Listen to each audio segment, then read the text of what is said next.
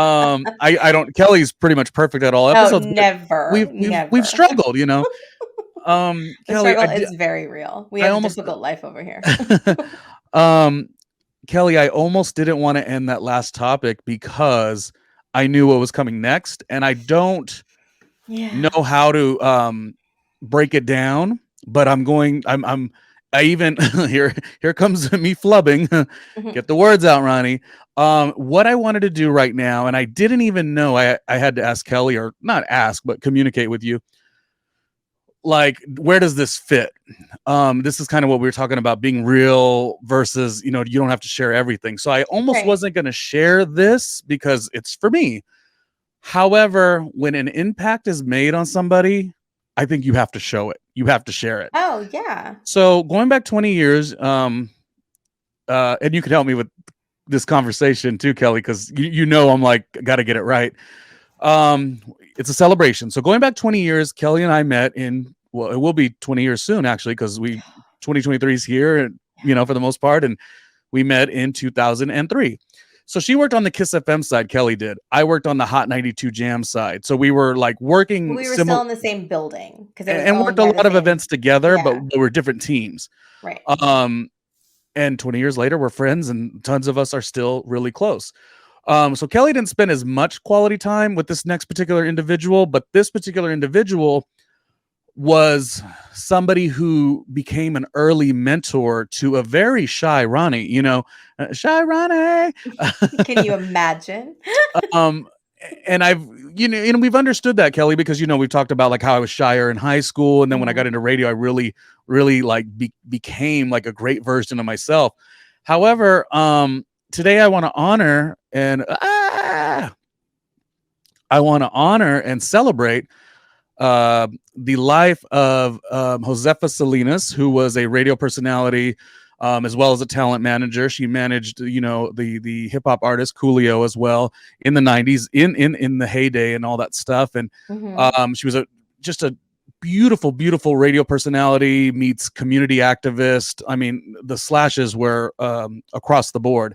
And today, I just wanted to do a little celebration of life for JOSEFA Salinas, because when I started in radio, Kellie, she brought me on to her community talk show. All radio stations have a community affairs program, and she was the one who had it with us, 92.3. Mhm. And so whatever it was, bright-eyed, bushy-tail Ronnie was like, "Oh, I want this, I want this, I want this, I want this." I must have said it to everybody, including Kellie. Kellie was probably like, "You're a little too eager." But for whatever reason, this talent, Josefa, who already had such a name. I mean, she did radio in San Francisco for Mhm. years, and was at Power 106 for years. Like, you kind of grew up with her. You were in Texas, but us in LA, Mhm. we grew up with her slow jam show. She used to be the Yeah. Angelita de la Noche. Like, it was a thing. And Josefa, she was just somebody you knew and you felt comfortable with. So you start at the radio station, hear me being just such a chump, such very green, very new, but eager. For whatever reason, she brought me in to say, Ronnie, if you would like to, co-produce my community affairs show, this is what the schedule will be. Do you want it? And I jumped.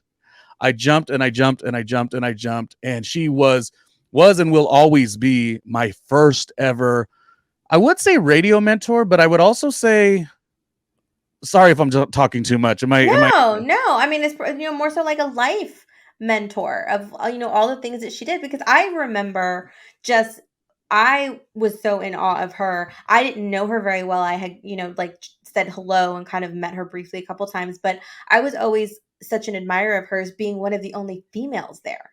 Mhm. Because radio was overtaken by men, most of them. I Right. mean, there was only a handful, if that, of women that were around, that were in these high level positions, executively or on air.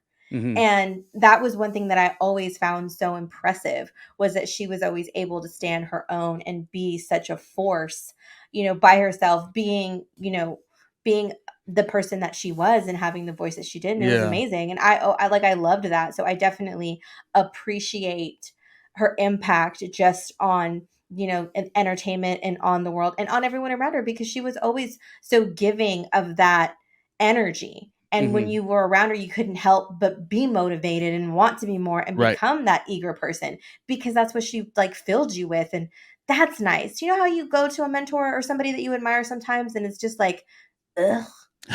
You know, have you ever had that happen when you're just Yeah. like, oh, that whole thing, never meet your heroes kind of thing? Mhm. It's totally the opposite here.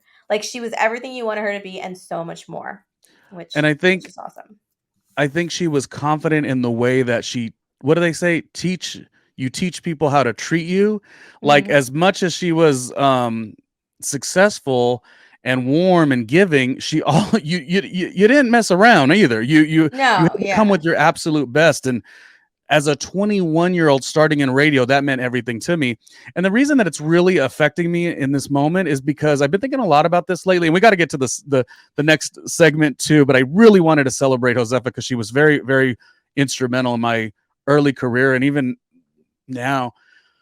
Um, See, I get speechless, Kelly. I do. No, I'm telling Uh, you, it's the reflection. It's this time in life where you're looking back and it just makes it all that more emotional, but you just are able to appreciate it maybe more so in a way that yeah. you didn't really back then. Well, I have a couple things and we could wrap it up. And if you want more on what I actually think in regards to mentorship and even in Josefa in general, if you happen to have consumed her work over such a great career, I did take to Instagram and like gave more of my actual deeper emotions when you have time to write it down.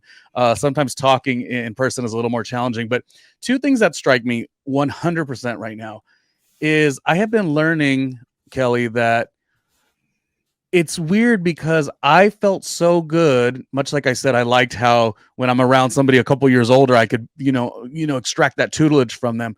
I have been really realizing, and this is not putting myself up, on a ladder, a On a pedestal. pedestal. You could be on a ladder too. Josefa would have loved that. She'd be like, "Yeah, boy, you are on a ladder." That's right. It's not me putting myself on a ladder. I mean, on a pedestal.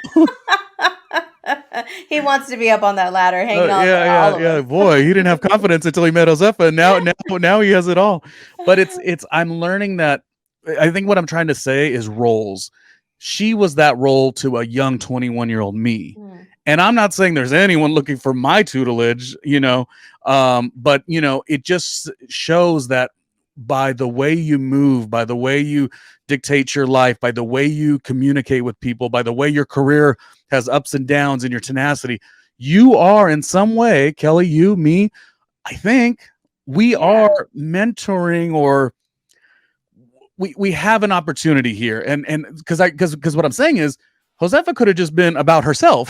She Right. didn't have to do Which a that. lot of people are, and She didn't have they to do yeah. that. And it just really is odd to know that I met her at 21 years old and now I'm in my 40s and it's like, saying we're celebrating the life of Josefa Salinas. It's all of it is just so daunting, in terms of, what part of my career I'm in, what my what my voice is even, you know what I mean? Mhm. Like am I using my voice the right way? Not vocal voice, but Right. my Yeah. outreach. So anyways, I will wrap that up. And one little fun fact I'll tell you is when we used to do our Sunday show, the great Josefa Salinas used to always have us come into studio. I do this practice kind of still to this day. And we had our show intro, but before we even started the show, she'd get everyone in the production studio. It was about 4 to 5 staff members. It was the board operator, her daughter, who's very successful, now also, and was then too, and two other people. I don't really remember, but the point is, we would all get in this production studio, tiny studio, and Josefa would say, "We're putting this song on," and the song that she would put on is McFadden and Whitehead, "Ain't No Stopping Us Now, Ain't No Stopping Yeah. Us Now." And I forever listen to that song and love that song because of that. But I also have used that instrumentally in a lot of my work experiences, that before you start anything, you better balance and uplift that energy if you want to put a good program on the air. So I learned a lot from her, and I'm so sad to say that we're celebrating the life of Josefa Salinas. But I will also say, if you ever had the chance to absorb and be a part of her voice, it was quite wonderful. She had that motherly aunt feeling. She always talked about let's have Sunday dinner. And I just miss all of those things. So that wraps it up. Rest in paradise, Josefa Yeah, Salinas. definitely a force, and she is Yeah. greatly, greatly missed for sure. Yeah.